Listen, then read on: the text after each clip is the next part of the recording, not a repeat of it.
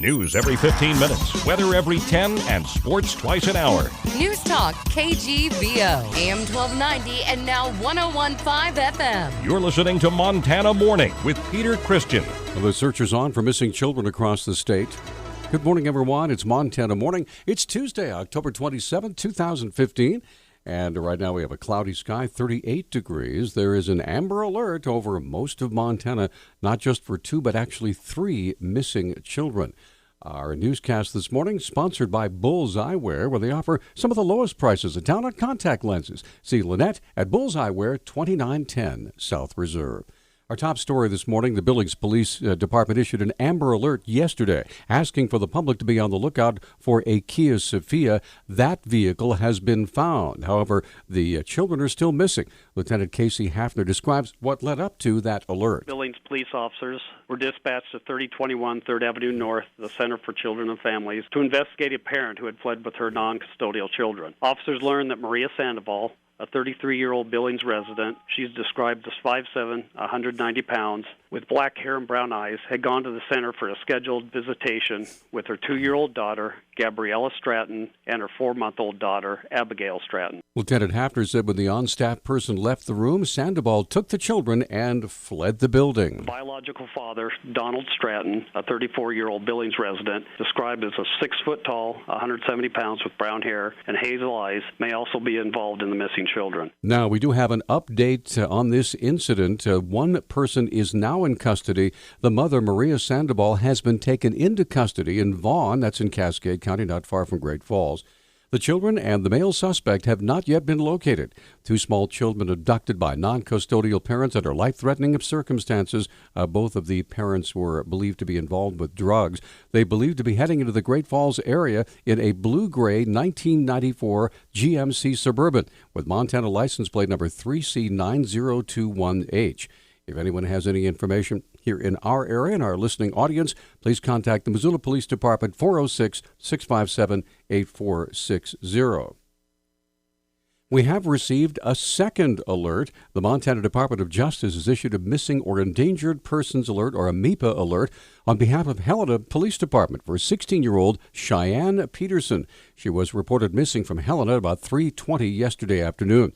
She is believed to be suicidal. Cheyenne is 5'4", 145 pounds, brown hair, currently dyed blue in the front and pink on the top. She has blue eyes. She was last seen wearing a black belly shirt with a picture of Jesus on the front that says, "I shall return." She has black leggings and a black hat with rainbow-colored dots. Cheyenne has a tattoo above the right-hand thumb that says love and a heart tattoo on her right wrist.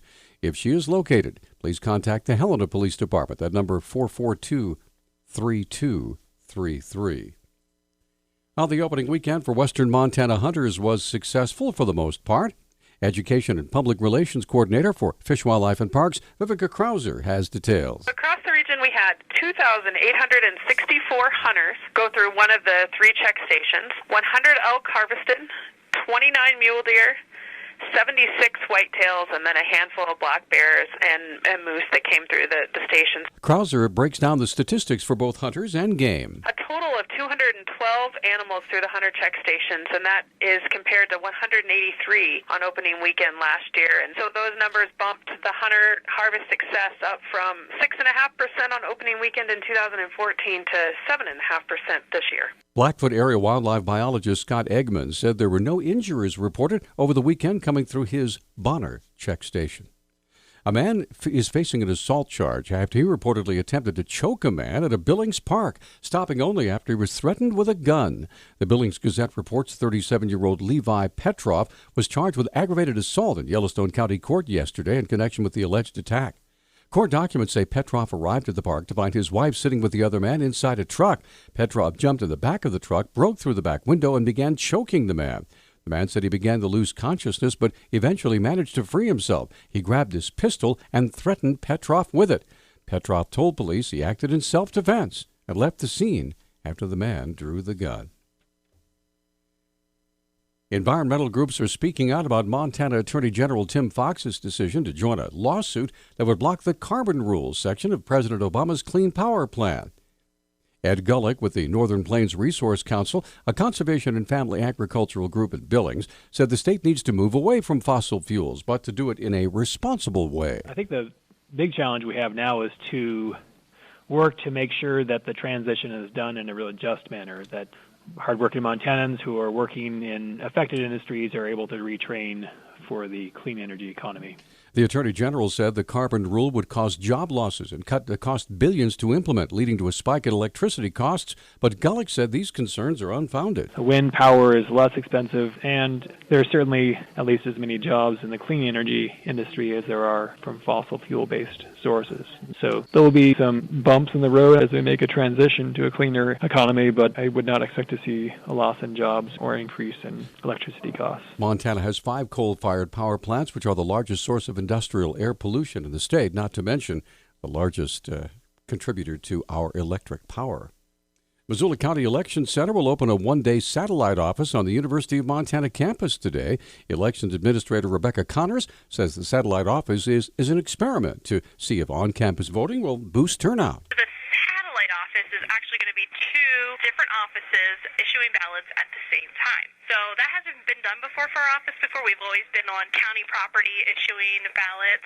So this is a great logistical test to see if we can try it in other places in 2016. Connors addresses the fears that homeowners have expressed toward U of M students who don't own property or pay property taxes, in that they would have the power through their vote for school mill levies that they would not have to pay for. Title 20, which is school district law, allows anybody who's registered within that school district to participate in that election. It doesn't take a look at if you're a property owner or not, but for school elections, anybody who meets the 3 requirements of being eligible to vote can participate in that election. The satellite office will be open for one day only. That's today from 9 a.m. to 4 p.m. in the University Center. And a Billings neurosurgeon accused of malpractice who filed for bankruptcy last year has been accused of hiding his assets from creditors. The Billings Gazette newspaper reports a bankruptcy trustee has accused Dr. John Schneider of transferring his property and money to his wife, his children's trusts, and other places. According to court documents, Schneider claimed to have a net worth of $17 million back in 2011. After filing for bankruptcy in 2014, Schneider claimed virtually no assets. Our News Talk time now is 6:12. Newstalk, KGVO. Missoula's official weather station. A few spotty showers expected early today, but by the afternoon, we'll see partly to mostly cloudy skies with their highs in the upper 40s. Areas of freezing fog develop tonight with their lows dropping into the mid-20s. I'm meteorologist Brooke Foster for KECI 13.